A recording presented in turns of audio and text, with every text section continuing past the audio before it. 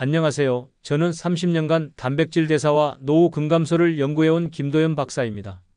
어르신들 혹시 매일 고기와 계란을 챙겨 드시는데도 다리에 힘이 빠지고 기운이 없으신가요? 이상하게 단백질을 충분히 드시는 것 같은데 왜 근육은 계속 줄어드는 걸까요? 문제는 바로 여기에 있습니다. 단백질의 양이 아니라 흡수율 때문입니다. 아무리 좋은 단백질을 많이 드셔도 우리 몸이 제대로 흡수하지 못하면 그냥 배설되어 버리거든요.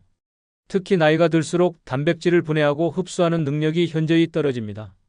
저는 지난 30년간 수많은 어르신들의 단백질 대사 패턴을 연구해 왔습니다. 그 과정에서 정말 안타까운 사실을 발견했어요. 대부분의 분들이 단백질은 열심히 드시지만 흡수율을 높이는 방법은 전혀 모르고 계신다는 것입니다. 이 원리를 모르고 계속 같은 방식으로 드시면 어떻게 될까요? 근육량은 계속해서 줄어들고 결국 계단 오르기도 힘들어지고 조금만 걸어도 숨이 차고 심한 경우 넘어져서 뼈가 부러지는 일까지 생길 수 있습니다. 그렇게 되면 결국 남의 도움 없이는 일상생활 자체가 어려워지죠. 하지만 다행히도 간단한 방법만 알고 계시면 같은 양의 단백질로도 몸의 변화를 확실히 느끼실 수 있습니다. 오늘 제가 말씀드릴 내용을 제대로 실천하시면 분명히 달라지실 거예요. 요즘 이런 증상을 겪고 계신 분 계신가요? 댓글로 알려주세요. 얼마 전에 제 지인 중 한 분이신 박영호 72세 아버님의 이야기를 들려드릴게요. 아버님은 건강에 정말 관심이 많으셨습니다. 단백질이 중요하다는 말을 들으시고 매일 아침에는 계란 2개, 점심에는 고기 반찬, 저녁에는 생선을 꼭 챙겨 드셨어요. 그런데 이상하게도 여전히 다리에 힘이 없으셨습니다. 계단을 오를 때마다 무릎이 떨리고 조금만 걸어도 금세 지치셨죠.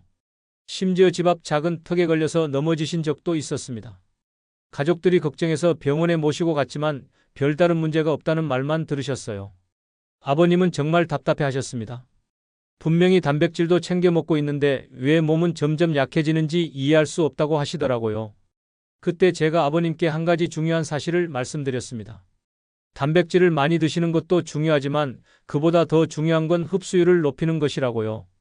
그리고 어떤 단백질을 언제 어떻게 드시느냐에 따라 몸의 변화가 완전히 달라진다고 설명해 드렸습니다. 제가 아버님께 흡수율을 높이는 특별한 단백질 식단을 알려드렸어요. 복잡한 건 아니었습니다.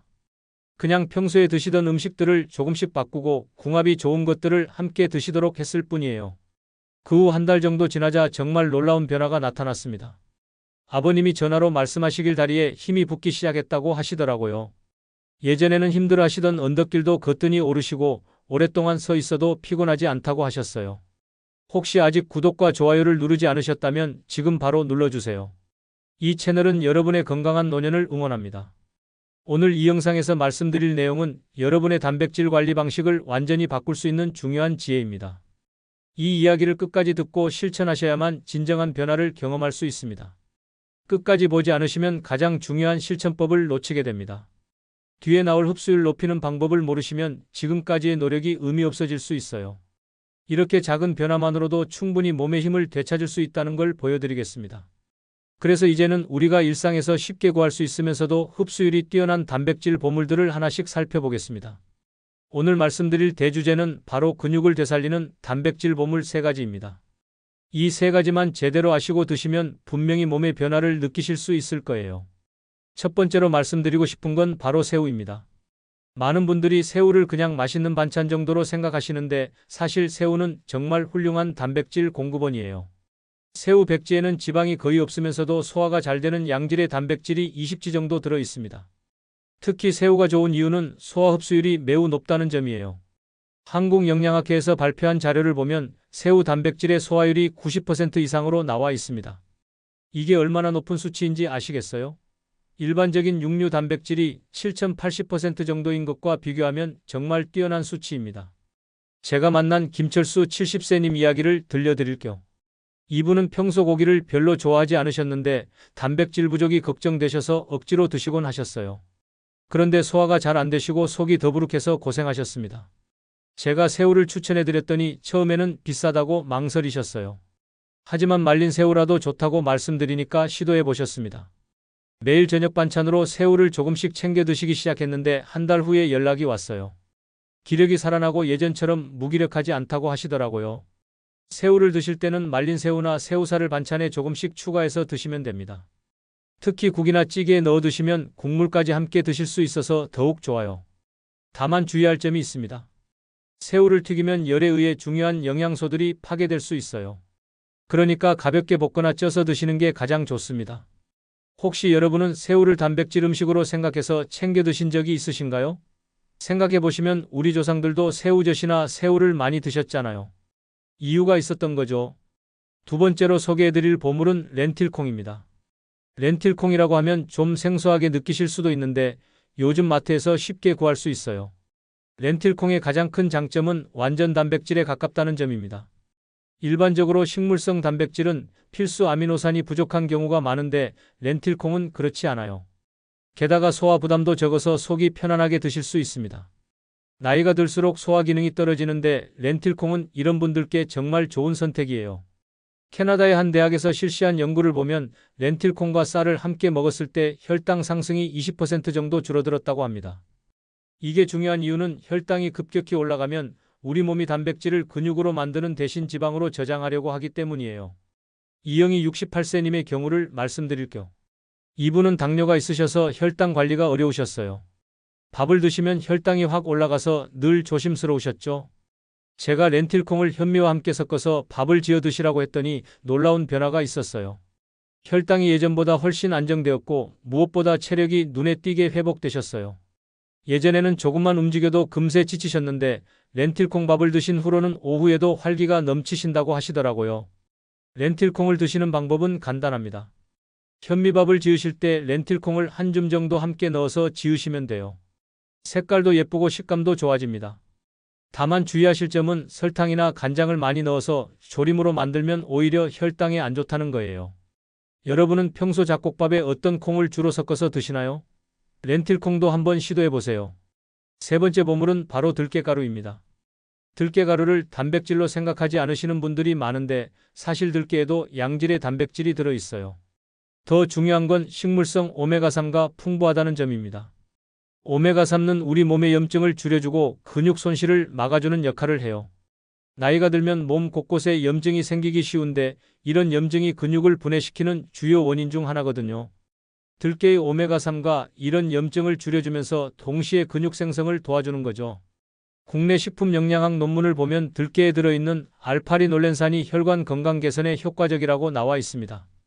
혈관이 건강해야 영양소 공급도 원활해지고 결국 근육 생성에도 도움이 되는 거예요. 정순자 75세님의 이야기를 들려드릴게요. 이분은 관절염 때문에 걷기가 힘드셨어요. 무릎이 아파서 집 밖으로 나가기도 어려우셨죠. 제가 들깨 라떼를 만들어서 꾸준히 드시라고 권해드렸어요. 우유에 들깨가루를 타서 매일 아침 한 잔씩 드시기 시작하셨는데 2달 정도 지나니까 놀라운 변화가 있었어요. 관절 통증이 많이 줄어들어서 동네 한 바퀴 산책이 가능해지셨어요. 지금은 매일 산책을 나가신다고 하시더라고요. 들깨가루를 드시는 방법은 정말 간단해요. 우유나 두유에 들깨가루를 한 스푼 정도 타서 드시면 됩니다. 고소한 맛도 좋고 포만감도 오래가요. 다만 주의할 점은 커피와 함께 마시면 안 된다는 거예요. 커피의 카페인이 영양소 흡수를 방해할 수 있거든요. 혹시 여러분 중에서 아침에 들깨 라떼를 드셔보신 분 계신가요? 정말 맛있고 건강에도 좋으니까 꼭 시도해보세요. 이렇게 새우, 렌틸콩, 들깨가루 3가지만으로도 충분히 근육을 지킬 수 있습니다. 하지만 여기서 더 중요한 게 있어요. 이 좋은 단백질들도 제대로 된 방법으로 드시지 않으면 효과를 제대로 볼 수 없거든요. 그래서 이제 이 효과를 2배로 만드는 특별한 방법들을 알려드리겠습니다. 이제 근육 단백질의 흡수율을 극대화하는 방법에 대해 말씀드리겠습니다.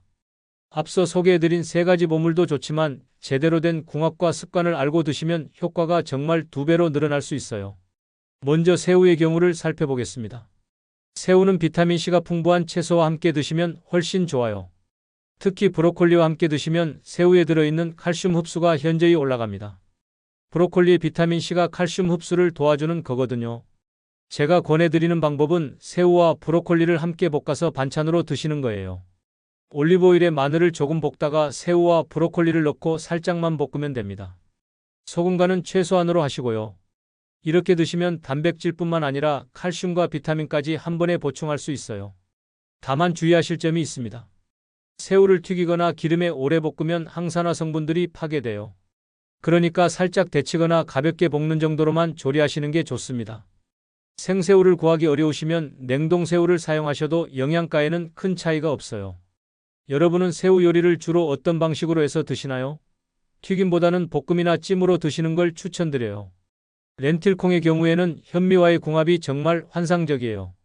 렌틸콩과 현미를 함께 드시면 완전 단백질이 만들어집니다. 렌틸콩에 부족한 아미노산을 현미가 채워주고 현미에 부족한 아미노산을 렌틸콩이 채워주는 거죠. 비율은 현미 3컵에 렌틸콩 반 컵 정도가 적당해요. 너무 많이 넣으면 소화가 어려울 수 있거든요. 처음 드시는 분들은 렌틸콩을 조금만 넣고 시작하시다가 점차 늘려가시면 됩니다. 렌틸콩을 드실 때 주의할 점은 설탕이 많이 들어간 조림 형태로는 드시지 마세요. 설탕이 혈당을 급격히 올려서 단백질 흡수를 방해할 수 있어요. 그냥 밥에 섞어서 드시거나 가벼운 국물 요리에 넣어서 드시는 게 가장 좋습니다. 혹시 여러분은 잡곡밥을 드실 때 가장 선호하는 재료가 있으신가요? 렌틸콩도 한번 추가해 보시면 색다른 맛을 느끼실 수 있을 거예요. 들깨가루는 우유나 요거트와 함께 드실 때 오메가3 흡수율이 훨씬 높아져요. 지용성 비타민인 오메가3는 지방과 함께 있을 때 흡수가 잘 되거든요. 우유나 요거트의 지방분이 이 역할을 해주는 거죠.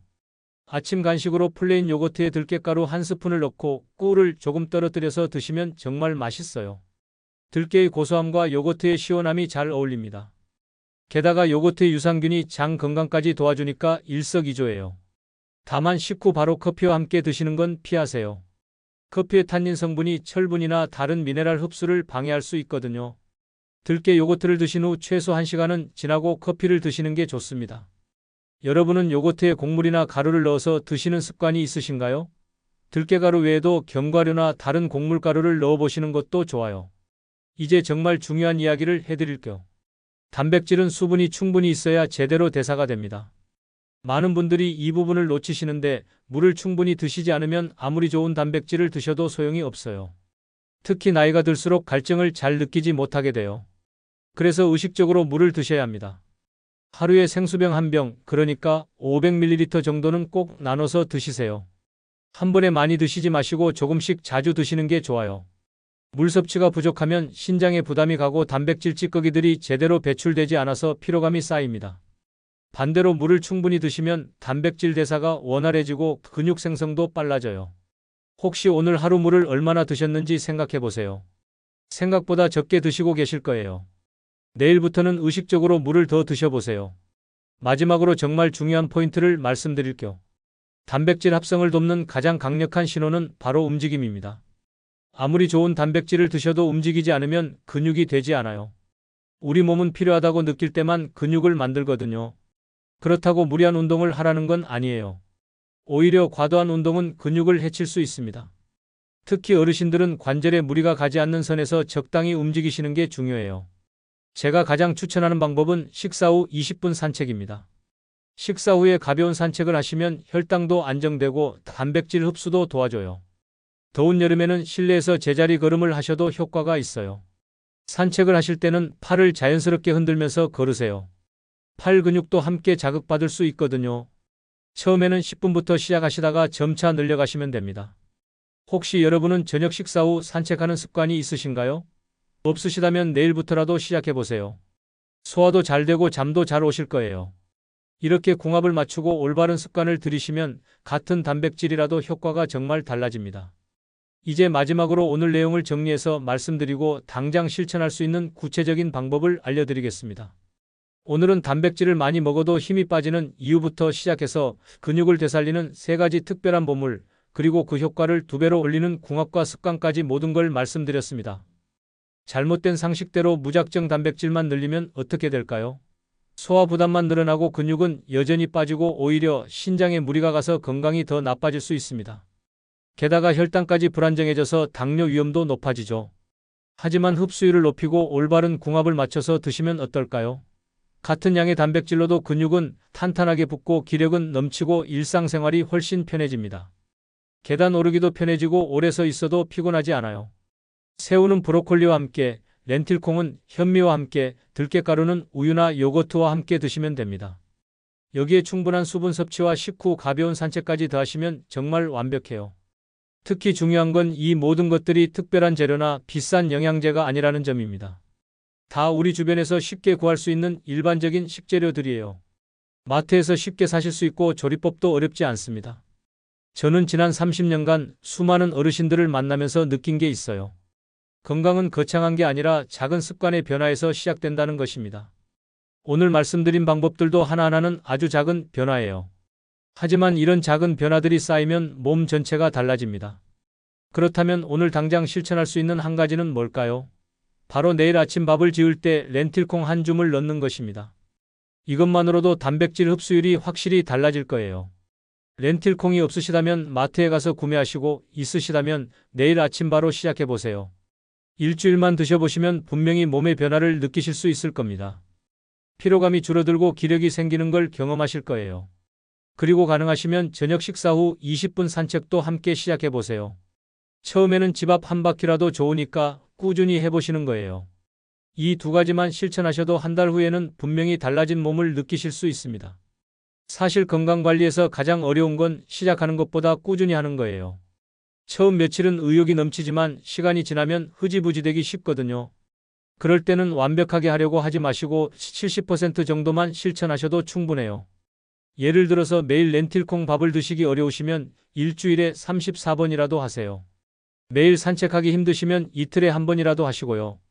중요한 건 완벽함이 아니라 꾸준함입니다.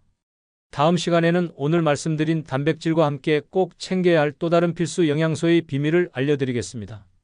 이 영양소가 부족하면 아무리 단백질을 잘 드셔도 근육이 제대로 만들어지지 않거든요. 정말 중요한 내용이니까 꼭 보시길 바라겠습니다. 마지막으로 여러분께 질문을 하나 드리고 싶어요. 여러분은 평소에 단백질을 챙길 때 어떤 습관을 갖고 계신가요? 오늘 말씀드린 방법 중에서 가장 먼저 시도해보고 싶은 건 무엇인가요? 댓글로 여러분의 경험이나 계획을 남겨주시면 다른 분들께도 큰 도움이 될 겁니다. 서로의 경험을 나누면서 함께 건강해져 봅시다. 댓글 기다리고 있겠습니다.